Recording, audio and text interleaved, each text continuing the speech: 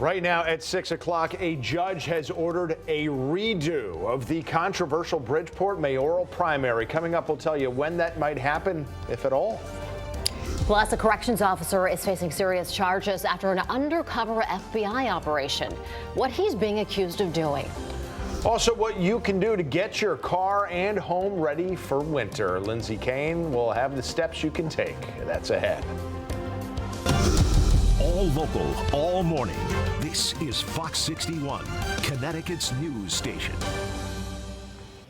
Good morning. Thanks so much for starting your day off with us here at Fox 61 and Fox 61 Plus America Areas. And I'm Tim Lammers. Good morning to you. Let's get right over to meteorologist Matt Scott. A lot of people scraping frost off the windshield for the first time. I heard the crack when I opened my car door this morning. The remote starter is going to get dusted off today. There we I have go. a feeling. Good morning to you. Good to have you along. 6:01 on this Thursday morning, and we're just calling it November. It is chilly out there, but sunshine's going to bring a rebound, not just today, but for the next couple of days. And could it actually be a dry weekend? What a concept. We'll talk about that coming up. Flows out of the north and west. We've got no clouds, and so we have no temperatures. 26 in Torrington, 25 in Waterbury. There's another 26 in Willimantic. A little better in Hartford. The Metro's got 31 degrees, and it's still below freezing even at the shoreline. So that's it for the crops, the flowers, the plants, the vegetables. We pulled in our last ones last night and said, okay, we had a good run. 29 degrees and mostly clear now for the high schoolers, 47. Loads of sunshine, doing the best it can to warm us up. But we only get to around 50 today. Now, there are better numbers coming in time for the weekend. We'll talk about that, talk about any trouble looming as well. Let's see if there's any trouble on the roads right now. First time this morning, I get to say hello to Symphony Privet. Good morning. Hey, good morning, and good morning to you, sunshine. Now, unfortunately, we are dealing with some issues on the roads this morning. Watching a crash out in Weathersfield, so let's get you up to speed with what we're checking out. It's happening on I-91 northbound. Right now, the right lane is closed between exits 24 and 25. This crash involves a tractor trailer, and you can see the tow truck is on the scene right now, and it looks like that tractor trailer is on its side, on the side of the road. It went over that railing. Well, doesn't appear to be impacting traffic too badly in that area. We'll keep an eye on it for you. Here in Hartford, checking out the drive times. No delays reported on 91 South, 84 East, or Route 2 this morning. And in New Haven, things looking good as well. Minor slowdown reported on 95 South heading to Bridgeport. Traffic moving at 47 miles per hour, and you'll get there in about 28 minutes. We'll have another update for you at 6:30. Well, this morning, Bridgeport voters are now looking ahead to not one, but possibly two elections after a judge determined that absentee ballots were indeed mishandled during the primary election. Yeah, the judge said that the original primary results should be thrown out and the voting should happen again. This with the general election just 5 days away now. Fox 61's Brooke Griffin is joining us with a look at how things could work out. Brooke. Yeah, well, there is a specific time frame that's being implemented by the judge in this case. He gave orders of a 10-day timeline for everyone involved to come up with a new date for that primary that needs to be held yet again. Now, the catch is that the general election is actually on Tuesday, and both candidates are still running for the office.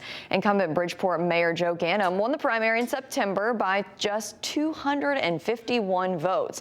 His challenger, John Gomes, led the race after the in-person votes were counted, but Ganim surged ahead when absentee ballots were then added. Days later, videos surfaced of people dropping ballots into boxes across the city, a move known as ballot stuffing. Gomes sued. He said he wants a new primary because he believes the election was stolen. The judge ruled in his favor, issuing a 37-page ruling, saying in part, the volume of ballots is so mishandled in such that it calls the result of the primary election into serious doubt and leaves the court unable to determine the legitimate result of the primary.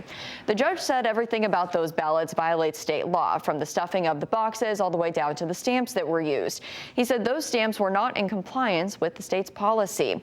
Gomes tells us if he wins the general election on Tuesday, he's going to drop the lawsuit that demands a new primary. And many people said their votes did not matter. And we said, no, it did matter. Right. And we fought it all the way to the court system, to the judicial process, to get that, to tell the people, no, your vote does matter. And today, more than ever, we stand united as one in Bridgeport to say your vote matters, and we're going to fight it all the way to November 7th.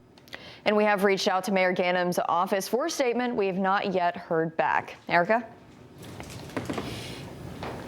All right, Brooke, thanks so much. We'll check back throughout the morning. Meantime, at 6:05, authorities in Rocky Hill are working to figure out what caused a home to go up in flames. Firefighters responding just before 6:15 last night to a home on Dividend Road. Crews from 4 surrounding towns came in to assist getting that fire under control. They did have the fire under control just before 7 p.m.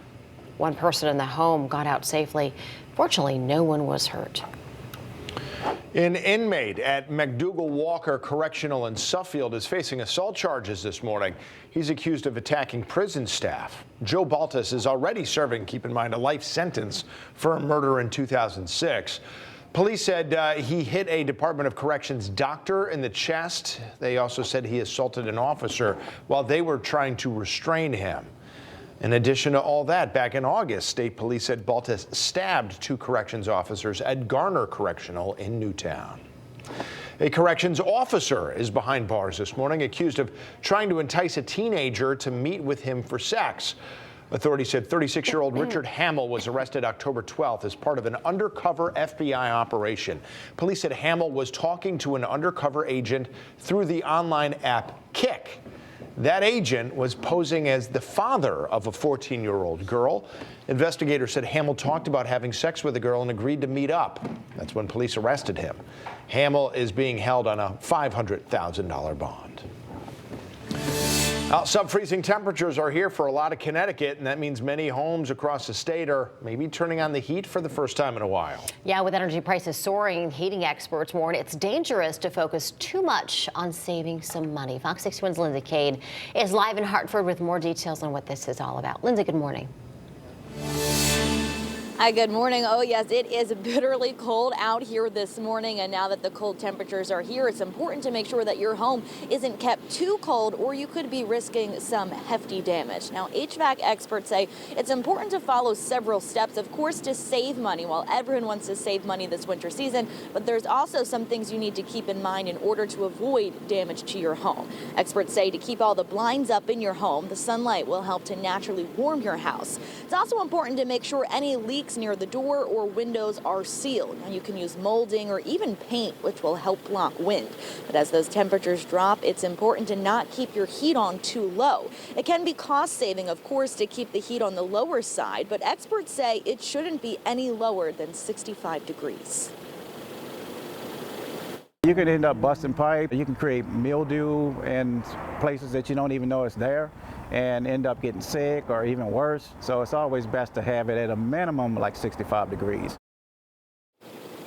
If your bills are on the higher side, you may benefit from a home energy inspection. Professionals may suggest more insulation in the roof in order to keep all your heat inside. Coming up at the next hour, we'll look at some safety tips for your car this winter season. And if you are heading out the door this morning, just a warning, make sure you start your car because my car was very much frosted this morning. So you definitely want to stay on top of that because those cold temperatures are here and it's time to get back into the swing of things for a winter in New England.